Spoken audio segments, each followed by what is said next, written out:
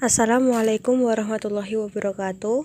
Perkenalkan, kami dari kelompok 3 yang akan mempresentasikan hasil kerja dari kelompok kami yang berjudul Listrik Statis.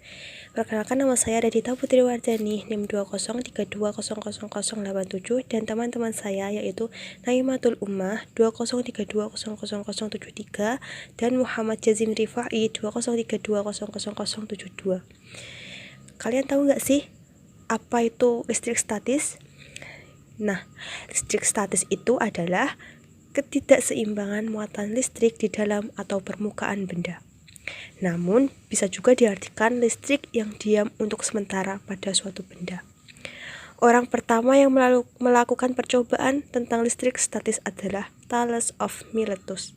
Ia menggosokkan batu ambar dengan kain wol, kemudian ia dekatkan ke bulu ayam. Ternyata bulu ayam terbang dan menempel pada batu ambar beberapa saat kemudian, lalu jatuh lagi. Cara memberikan muatan listrik. Suatu benda itu dapat diberikan muatan listrik statis dengan cara menggosokkan dengan benda lain. Mengapa demikian? Untuk jelasnya kita bisa memahami model atom terlebih dahulu. Atom merupakan partikel terkecil penyusun suatu unsur atau masih memiliki sifat unsur tersebut.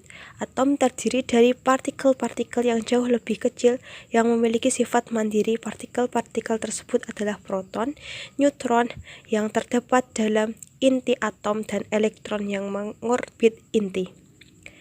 Atom memiliki sifat bermuatan listrik positif dan elektron memiliki sifat bermuatan listrik negatif, sedangkan neutron memiliki sifat netral.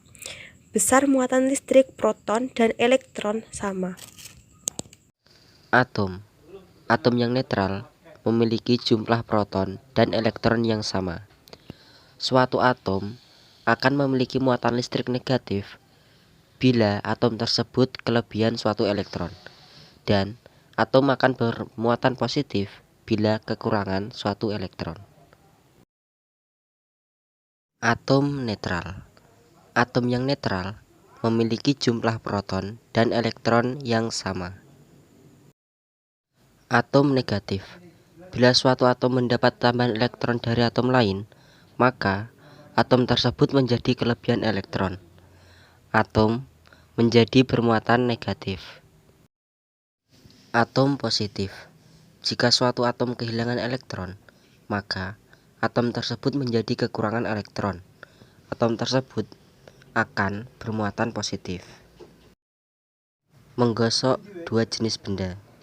Dua buah benda tertentu, bila saling digosokkan, maka kedua benda akan bermuatan listrik. Contohnya, yang pertama yaitu balon dengan kain wol. Yang kedua ada kaca dengan kain sutra. Yang ketiga ada mika dengan kain wol. Dan yang keempat ada mika dengan kain sutra. Balon dengan kain wol. Balon bila kita gosok dengan kain wol, maka elektron berpindah dari kain wol ke balon, sehingga balon menjadi bermuatan listrik negatif dan kain wol bermuatan listrik positif. Kaca dengan kain sutra. Bila kaca kita gosok dengan kain sutra, elektron berpindah dari kaca ke kain sutra, sehingga kaca bermuatan listrik positif dan kain sutra bermuatan listrik negatif. Sifat muatan listrik.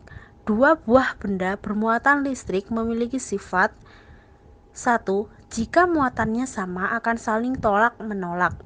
2. Jika muatannya berbeda akan saling tarik-menarik. Benda netral akan selalu ditarik oleh benda bermuatan listrik. Menginduksi dengan benda bermuatan listrik.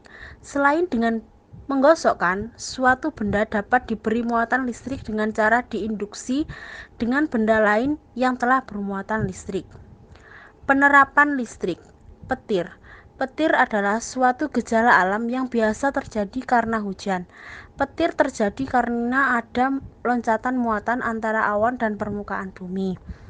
Selanjutnya ada alat penangkal petir, ada mesin fotokopi.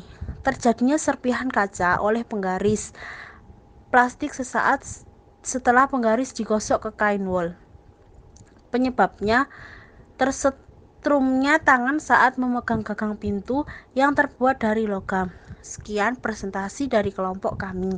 Apabila ada perkataan yang kurang berkenan, saya mohon maaf yang sebesar-besarnya. Wassalamualaikum warahmatullahi wabarakatuh.